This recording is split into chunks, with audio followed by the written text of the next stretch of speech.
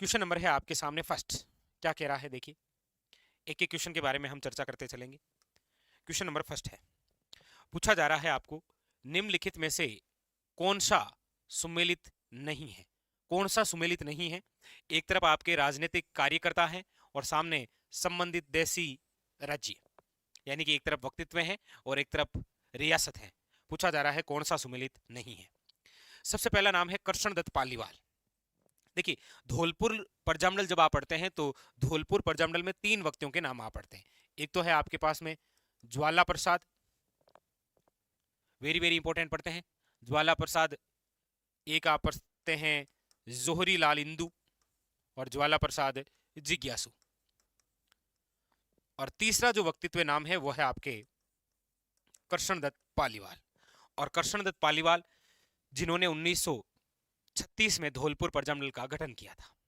ठीक है, यानी कि एक नंबर तो सही है, कृष्णदत्त पालीवाल का संबंध धौलपुर से है। दूसरे हैं हरिमोहन माथुर करौली। करौली प्रजामंडल जब आप पढ़ते हैं तो एक माथुर साहब का नाम जरूर पढ़ते हैं, लेकिन वो हरिमोहन माथुर नहीं है, वो है आपके त्रिलोक चंद माथुर। बस एग्जाम ने यहीं पर त्रिलोक चंद्र माथुर, जबकि ये है हरिमोहन माथुर। तो करौली प्रजामंडल के गठनकर्ता जो व्यक्ति हैं वो त्रिलोक चंद माथुर है। और आपके सामने ये जो ऑप्शन नंबर बी है यही क्या दे रखा है, असंगत। मथुरा दास जो माथुर है इनका संबंध मारवाड़ यानी कि जोधपुर प्रजामंडल से रहा है। गोपीलाल जो यादव है इनका संबंध आपके किससे रहा है, भरतपुर से। ठीक है, इसमें नो डाउट। तो यहाँ पर जो ऑप्शन है option number B Harimohan Mathur है, उनका संबंध करौली से नहीं है, करौली से संबंध है त्रिलोक चंद माथुर का। ठीक है, क्वेश्चन नंबर 2। क्वेश्चन नंबर है आपके सामने दूसरा। क्या कह रहा है देखिए, दूसरा पूछा जा रहा है आपको कि भरतपुर राज्य प्रजा संघ की स्थापना कब हुई थी। भरतपुर राज्य प्रजा संघ की स्थापना कब हुई? तो यह हुई थी आपके 1928 में। कब हुई थी याद रखिएगा, 1928 में।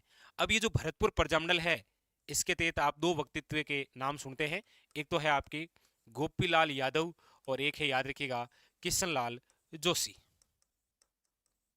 तो ये नाम देके पूछ सकता है कि गोपीलाल यादव और किशनलाल जोशी का संबंध किस प्रजामंडल से है, तो याद रखिएगा भरतपुर प्रजामंडल।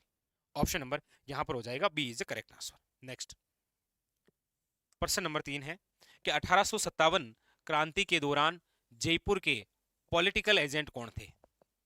देखिए, मेक मोशन जो है ये थे आपके मारवाड़ यानी कि जोधपुर के पॉलिटिकल एजेंट। मेजर जो बर्टन है ये आपके कहाँ के थे, याद रखिएगा कोटा के। और ये दोनों ही इंपॉर्टेंट है।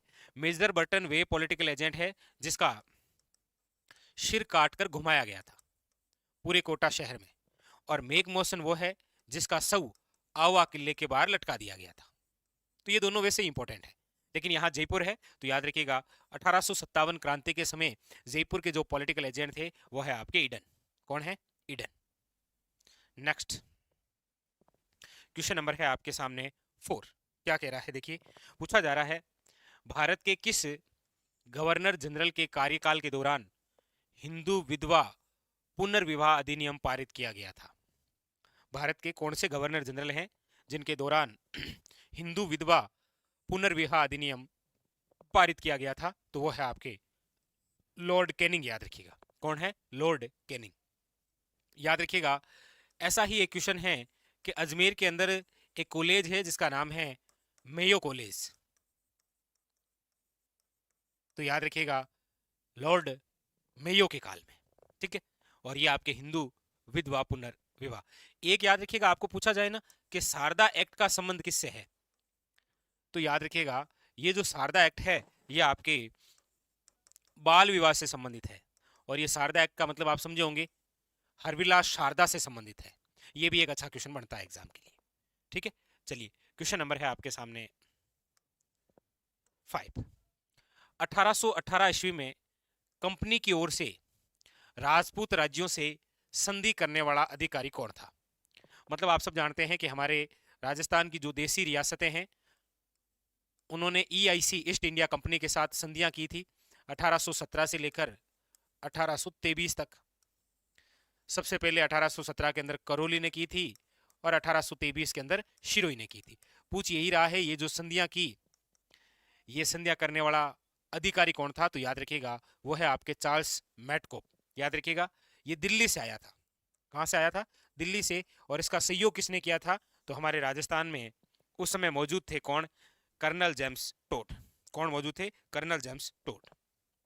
अगला अगला है आपके सामने हटुंडी स्थान है अजमेर के अंदर। वहां पर एक गांधी आश्रम की स्थापना की गई, किसके द्वारा? तो हटुंडी में जो गांधी आश्रम है वो किसके द्वारा स्थापित है? तो याद रखिएगा हरिभाऊ उपाध्याय। हरिभाऊ उपाध्याय ने अजमेर के हटुंडी में तो गांधी आश्रम की स्थापना की थी और एक समाचार पत्र भी निकाला था जिसका नाम है त्याग भूमि। याद रखिएगा, वेरी वेरी इंपॉर्टेंट, त्याग भूमि। ठीक है। क्वेश्चन नंबर 7, विजय सिंह पथिक ने किस समाचार पत्र के माध्यम से बिजोलिया किसान आंदोलन का प्रचार पूरे भारत में कर दिया था? यानी ऐसा कौन सा समाचार पत्र है जिसके माध्यम से बिजोलिया जो किसान आंदोलन है वो पूरे भारत में चर्चित हुआ था? तो वो है, आप सब जानते हैं, प्रताप नामक समाचार पत्र, जो निकला करता था कहां से? कानपुर से। और इनके जो संपादक थे वो थे, याद रखिएगा, गणेश शंकर विद्यार्थी। इसीलिए तो आप पढ़ते हैं कि विजय सिंह जो पथिक हैं उन्होंने गणेश शंकर विद्यार्थी को चांदी की राखी भेजकर आभार जताया था। क्या भेजा था? याद रखिएगा, चांदी की राखी भेजकर आभार जताया था। Very very important. ठीक है, चलिए आगे। Question number next, question number 8 क्या पूछा जा रहा है? अधोलिखित कथनों को सावधानी पूर्वक पढ़िए और सही कूट चुनिए। पूछ रहा है 19वीं सदी के उत्तरार्ध में मेवाड़ में देश हितैषणी सभा की स्थापना की गई थी। बिल्कुल, आप जब मेवाड़ के महाराणा सज्जन सिंह पढ़ते हैं तभी तो पढ़ते हैं देश हितैषणी सभा, कोई दिक्कत नहीं है, ये राइट है। अच्छा, देश हितैषणी सभा आप जानते भी हैं कब स्थापित हुई थी? तो 1877 में। ठीक है। सभा का मुख्य उद्देश्य क्या था? समाज सुधार था। बिल्कुल सही है, यानी कि ए वे दे दोनों ही सही है, 1 और 2 दोनों ही सही हैं, दोनों कथन सत्य हैं। ऑप्शन नंबर याद रखिएगा, D is the correct answer. चलिए आगे, अगला क्वेश्चन देखिए। क्वेश्चन नंबर है आपके सामने 9 नंबर। क्या कह रहा है? पूछा जा रहा है 1857 क्रांति में अंग्रेज एवं जोधपुर राज्य की संयुक्त सेना को किसने पराजित किया था? 1857 क्रांति के समय एक युद्ध के अंदर तो जोधपुर राज्य को, और वो युद्ध था बिथोड़ा का युद्ध। ये हुआ था 8 सितंबर 1857। बिथोड़ा के युद्ध में तो जोधपुर राज्य को पराजित किया था, जबकि चेलावास का जो युद्ध था, जो काले वे गोरों का युद्ध कहलाता है, 18 सितंबर 1857 इस युद्ध में अंग्रेजों को पराजित किया था। और इनको पराजित करने वाले एक ही ठाकुर हैं, ठाकुर कुशाल सिंह चंपावत, जो आवा के ठाकुर थे। ठीक है, अगला देखिए। क्वेश्चन नंबर है 10, निम्नलिखित ठिकानों में से किसने चौरी कर लगाया था? चौरी कर, चौरी कर वैसे कब लगा था? तो 1903 में। लगाने वाले जागीरदार कौन है? तो वो है राव किशन सिंह या करशन सिंह। और ये किस आंदोलन की चर्चा हो रही है? तो आप समझ गए, बिजोलिया किसान आंदोलन। बिजोलिया में 1906 के अंदर एक तलवार बंदई कर भी लगा था, जो उत्तराधिकारी शुल्क कहलाता है, जो केवल जैसलमेर से नहीं वसूला जाता था, राव पृथ्वी सिंह ने लगाया था। वो भी इंपॉर्टेंट है। ठीक है, और चौरी कर तो वैसे ही इंपॉर्टेंट है, याद रखना। अगला क्वेश्चन नंबर है 11, मेहणसर प्रसिद्ध है। मेहणसर प्रसिद्ध है, मेहणसर स्थान है, याद रखिएगा, झुंझुनू में। और मेहणसर क्यों प्रसिद्ध है? तो आप सब जानते हैं, सोने चांदी की हवेली है, सोने की चित्रकारी। Option number A is correct answer. ठीक है, अगला देखिए।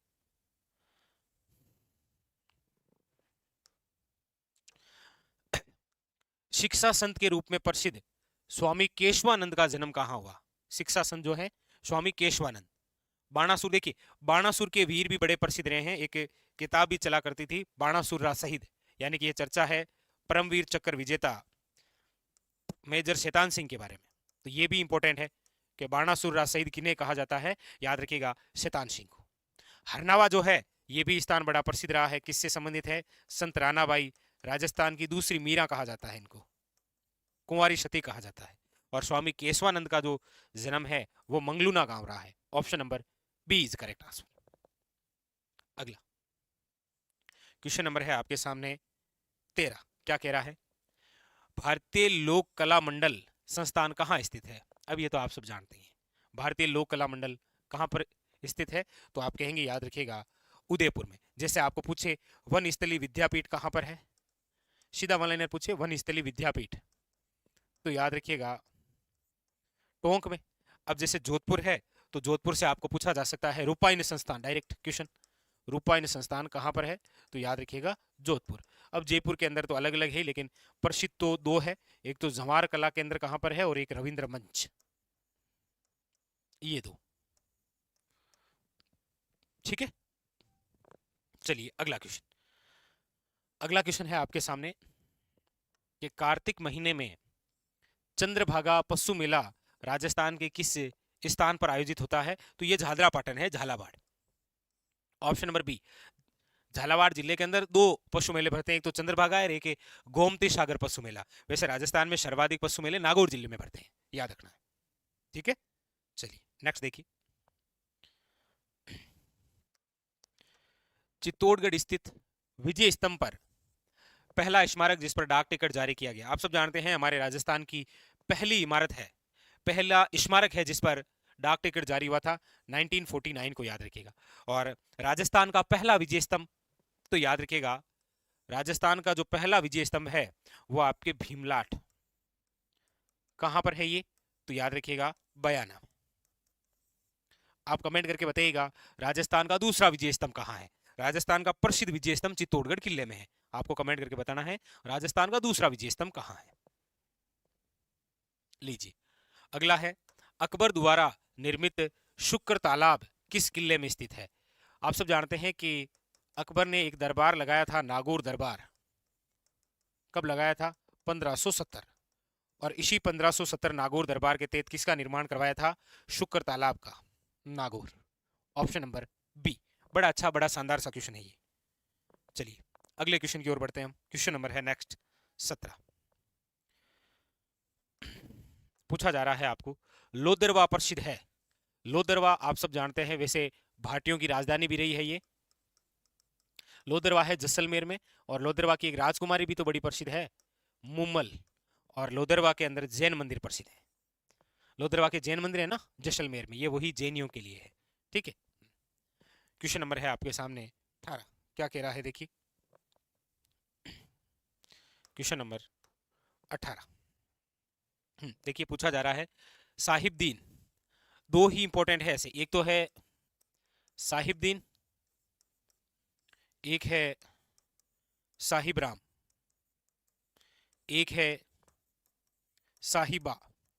ये तो अजमेर चित्रशैली की चित्रकार है महिला, साहिब राम है जयपुर से लेके, और साहिबदीन है मेवाड़ के। याद रखिएगा तीनों ही बड़े इंपॉर्टेंट है। यहां पर पूछा जा रहा है साहिबदीन नामक चित्रकार को मेवाड़ के किस शासक का संरक्षण प्रदान हुआ था? तो Maharana Jagat Singh first. Option number यहां पर हो जाएगा सी इज द करेक्ट आंसर। अगला देखिए, अगला क्वेश्चन है, फल्गुबाई का संबंध किस लोक नृत्य से है? फल्गुबाई, फल्गुबाई आप सब जानते हैं कि यह है आपके चरी नृत्य से। चरी नृत्य का प्रमुख क्षेत्र कौन सा है? तो याद रखिएगा किशनगढ़। कौन सी जाति से संबंधित है? तो याद रखिएगा गुज्जर जाति से। अतिथि सत्कार के समय ये नृत्य किया जाता है, कौन सा? चरी नृत्य, जिसकी प्रसिद्ध नृत्यांगना है फल्गुबाई। और चरी नृत्य का क्षेत्र याद रखिएगा अजमेर, किशनगढ़ वाला। ठीक है, अगला देखिए, क्वेश्चन नंबर है आपके सामने 20। क्वेश्चन नंबर है आपके सामने 20। क्या कह रहा है, निम्नलिखित में से कौन सा वाद्य यंत्र बाकी तीन से अलग है? बाकी तीन से बिल्कुल अलग है। मशक है एक तो, एक अलगोजा है, एक शहनाई है, और एक खड़ताल है। खड़ताल के जो प्रसिद्ध जादूगर हैं वो है आपके सदिक खान मांगनियार। और इन चारों में जो सबसे अलग है वो है खड़ताल। कमेंट करके बताइए खड़ताल किस प्रकार का वाद्य यंत्र है? खड़ताल किस प्रकार का वाद्य यंत्र है? क्योंकि इनके प्रसिद्ध कलाकार तो मैंने आपको बता ही दिया, तो आप ये बता दीजिए किस प्रकार का वाद्य यंत्र है। अगला देखिए, अगला है आपके सामने कि निम्नलिखित में से किस षड्यंत्र केस में प्रताप सिंह बारट को कारावास दिया गया था? अलीपुर षड्यंत्र, लाहौर षड्यंत्र, उदयपुर या बनारस? तो आप कहेंगे प्रताप सिंह बारट जिस षड्यंत्र केस के तहत मुकदमा चला था वो है बनारस। यहाँ पर हथियार रखे हुए थे, और आपको पता हो तो रास बिहारी बोस की एक योजना भी थी, सशस्त्र योजना। उसी बनारस षड्यंत्र के तहत प्रताप सिंह बारट को कारावास की सजा हुई थी। ठीक है, याद रखिएगा। और ये कौन सी जेल में थे? बरेली जेल में। अगला क्वेश्चन 22 नंबर। 22 नंबर क्वेश्चन बड़ा इजी सा क्वेश्चन है आपके सामने। पूछा जा रहा है कौन सा असंगत है। सिंपल सी बात है, सुमेलित नहीं है। एक तरफ आभूषण है और एक तरफ मानव अंग। सुरलिया कान में पहनीजे, तिमणियों गला को है, तगड़ी कमर का है, रमजोड़ जो है वो कलाई का नहीं है, रमजोड़ पैर के हैं। ऑप्शन नंबर यहाँ पर सी इज द करेक्ट आंसर। ठीक है, अगला देखिए। अगला है आपके श्रीधर अंधारे किस चित्रशैली को प्रकाश में लाने का श्रेय है? अंधारे प्रकाश में लेकर किसको आए थे? आप कहेंगे देवगढ़ शैली को। कौन सी शैली है? देवगढ़ शैली। और ये देवगढ़ कहां पर है? राजसमंद में। हाँ, देवगढ़ शैली के वेरी वेरी इंपॉर्टेंट बात है ये कि देवगढ़ जो ठिकाना है, इनके जो ठिकानेदार होते हैं उन्हें क्या बोलते हैं? 16 उमराव। याद रखिएगा, ये अच्छा क्वेश्चन बनता है। ठीक है, अगला देखिए। सुमेलित करना है आपको। एक तरफ कुछ देवियां हैं और एक तरफ आपके सामने जाति है और कह रहा है सुमेलित कीजिए। देखिएगा, करणी माता जो है वो राठौड़ों और चारणों की है, यहां से डायरेक्ट ही हो गया। अब नारायणी माता है, ये नाई समाज की है। आई माता है, सिरवी समाज की है। सकराय माता खंडेल वालों की है। बस। Question number next. हाँ, यहां पर थोड़ा सा ध्यान दीजिएगा। क्वेश्चन नंबर 25 बड़ा शानदार है। क्या कह रहा है ये? पूछा जा रहा है बातारी फुलवारी कितने खंडों में विभक्त है? ये जो बातारी फुलवारी है ना, इसके लेखक हैं विजयदान देथा। विजयदान देथा, याद रखिएगा। और यहां ऑप्शन के अकॉर्डिंग कितने खंड हैं? तो याद रखिएगा ऑप्शन नंबर सी, 14 खंड है। कितने खंड है? याद रखिएगा, वेरी वेरी इंपॉर्टेंट, 14 खंड। ठीक है, अगला देखिए। अगला है गोविंद देव मंदिर, जयपुर वाला हो गया। मदन मोहन मंदिर करौली का संबंध किस संप्रदाय से है? अब देखिए, गोविंद देव जी और मदन मोहन जो मंदिर है वो आपके गौड़ीय संप्रदाय से संबंधित है। Option number D is correct answer. अगला देखिए। अगला है, देखिए, प्रताप सिंह बारठ से रिलेटेड भी क्वेश्चन आया, केसरी सिंह बारठ से भी आया। बारठ परिवार बहुत इंपॉर्टेंट है, इनके बारे में प्रत्येक एग्जाम में क्वेश्चन आता है और एक कैप्सूल बना रखा है बारठ फैमिली से, आप देख लेना। ठीक है, केसरी सिंह बारठ ने चेतावनीराज चुंगटिया किसको संबोधित करके लिखा था? तो आप सब जानते हैं कि मेवाड़ के जो महाराणा है फतेह सिंह, ये दिल्ली दरबार में भाग लेने जा रहे थे 1903 में। इनको रोकने के लिए केसरी सिंह बारठ ने क्या लिखे थे? 13 सोटे लिखे थे, जिनको इतिहास में चेतावनीराज चुंगटिया कहा गया। ठीक है, अगला, जोधपुर का जो महामंदिर है किसका उपासन स्थल है? देखिए, जोधपुर का जो महामंदिर है ये बनाया भी किसने था? मान सिंह राठौड़ ने। और मान सिंह राठौड़ जिन्हें कहा जाता है सन्यासी राजा। अब आप समझ गए होंगे, यानी कि नाथ संप्रदाय। Option number D is correct answer, Nath संप्रदाय। ठीक, क्वेश्चन नंबर है 29। बडार क्या होता है? बडार, बडार होता है शादी के अवसर पर प्रतिभोज, जिमन। तो विवाह पर आयोजन भोजन क्या कहलाता है? बडार, याद रखिएगा। ठीक है, क्वेश्चन नंबर नेक्स्ट 30 नंबर क्या है वो देखिए। निम्न में से कौन सा युग्म सुमेलित नहीं है? हमीर महाकाव्य, नयन चंद्र सूर्य, आप कहेंगे ठीक है। वंश भास्कर, सूर्यमल मिश्रण, ठीक है। कुले माला उदोतन सूरी, ठीक है। पृथ्वीराज विजय के चंद बरदाई नहीं है। पृथ्वीराज विजय के लेखक हैं जयानक। क्या है? जयानक है। जबकि चंद्र बरदाई की जो रचना है वो है पृथ्वीराज रासो। पृथ्वीराज रासो, याद रखिएगा। ठीक है, तो ये क्वेश्चन थे आपके।